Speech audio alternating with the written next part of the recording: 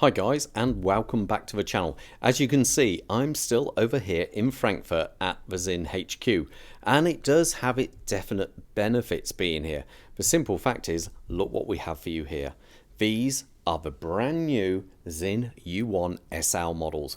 Now, these are limited edition models and they look fantastic. Obviously, we all know the U1. It was the watch which really put Sinn on the international stage, I would say, as it's such a standout watch. It was one of these. It came out I think it was just over 20 years ago now. And the simple fact is, it's not trying to be, trying to mimic the Rolex Submariner. This is a watch which stands out on its own. It's one of these, even if you didn't even see, as a watch person, if you don't see the logo, you just see the silhouette and you know instantly which model this is.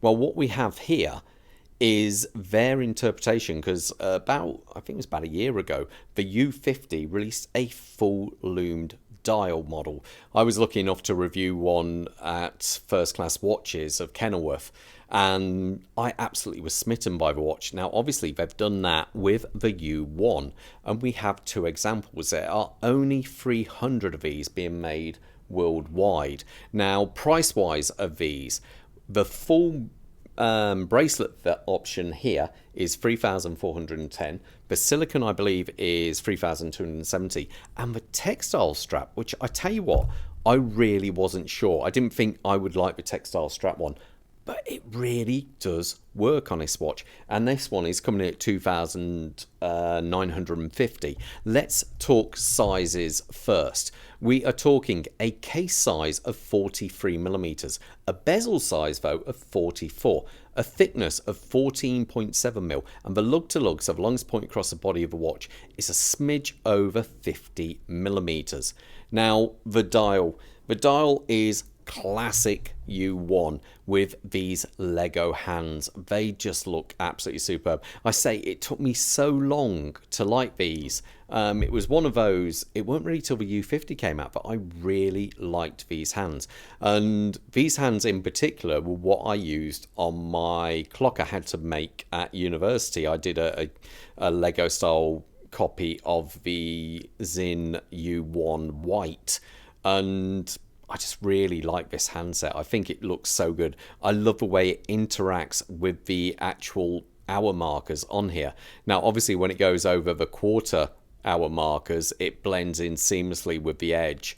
And when it goes over the others, it lines up absolutely spot on. It is really nice how they've done that. Now, as mentioned, this is a full loomed dial. So my God, do they glow. They really do look impressive.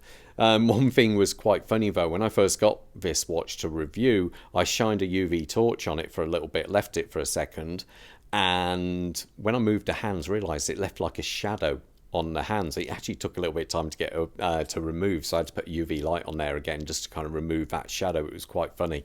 But overall, I really like the dial. There's something about that kind of, the dial, it's where the hour markers almost seem to stand up a little bit from that dial. I do really like that. Overall, simple Sinn U1 automatic 1,000 meter. This is 1,000 meter or 1 kilometer diver made in Germany. It's actually a certified diver, this one. And obviously no date on these, which is quite good. As you come past that, you're greeted with a sapphire crystal, which has both AR on the inside and outside. So it really does keep reflections down to a pretty minimal amount, really. The bezel on here, obviously both of these watches, well, it's only available in this black finish Tegimented. So it's basically a case hardened watch, and it is all the way up to around about 1800 Vickers, which is very, very tough. So these watches don't scratch easily. I can honestly testament to that, because I actually have a couple of black Sinn watches myself, and they have stood the test of time absolutely amazing. One of them now is 12 and a half years old, and there is almost not a mark on there, which is very, very impressive.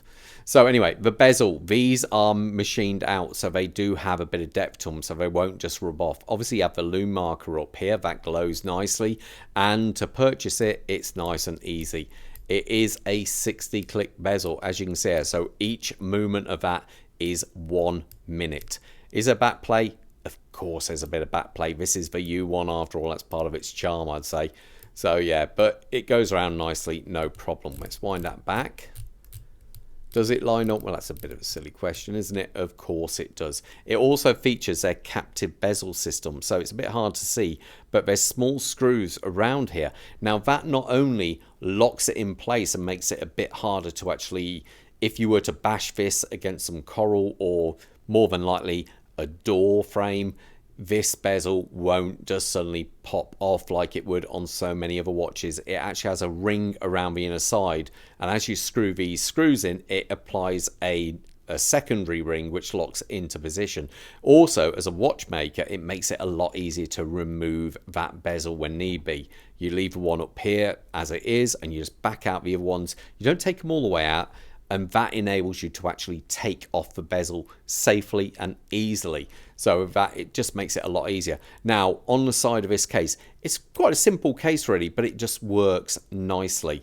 You do have drilled lugs, which makes it a lot easier to actually change the strap, or say change a bracelet if you happen to have one on a bracelet. So that makes that a lot easier. You've got a small flat machined into the side there at a 430 position. That's so the crown can sit firmly down against it. As I say, we are talking a 1 kilometer capable diver. The crown is nicely oversized. It means you can unscrew it nice and easily. Be in its placement, it's not going to hit the back of your hand at all. As you can see, pops out there, and it goes straight to handset hacking. So there's no ghost date on this. Let's screw that back in, and that's it, screws down nicely. On the back of these, obviously the limited edition, these are Sinn's own, so these are labeled up 000. So obviously you've got the little triangle there which indicates it has been case hardened.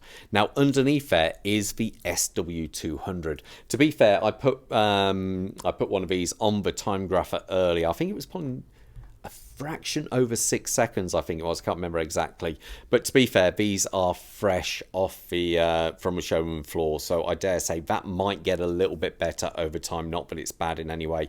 Sinn always regulate their watches to, instead of the chronometer specs of -4+6, Sinn always regulate theirs from 0 to 8. They always say you shouldn't be late for anything, so there you go, that's how they do it there. The bracelet on this one, obviously the good old H-link bracelet with the Allen key screws in there. I say you do get 2 Allen keys with each one of these, which has a bracelet and some Loctite. If you wanted to adjust it, you can then reapply a little bit of Loctite just to make sure it's securely down and it isn't going to back out at any point. The clasp on this one, I am surprised it's still running the older clasp on this. Not quite sure why that is. I'll have to speak to her and see if obviously for this one they won't, but when the black one will be available for some of the other models. But to be fair, let's flick this out here. You do get the dive link extension, which is under there, and that all fits in nicely. But I have to say, this one I was really pleasantly surprised with, because I'm not normally one for textile straps, but this looks really in keeping. It really looks like a kind of solid looking strap, really designed. As you can see, I don't think I mentioned it, they are 22mm straps on these. So overall it looks great. Let me do a quick wrist check and we'll put it on the wrist, see how it looks. Quick zoom out here. As you can see, I'm wearing my Sinn U1 SL, and Bob, look at what Bob's got. He's got the brand new U1 Blue, which is quite a cool watch. So anyway, my wrist size is 7¼ inches, which works out to around about 18.5 centimeters.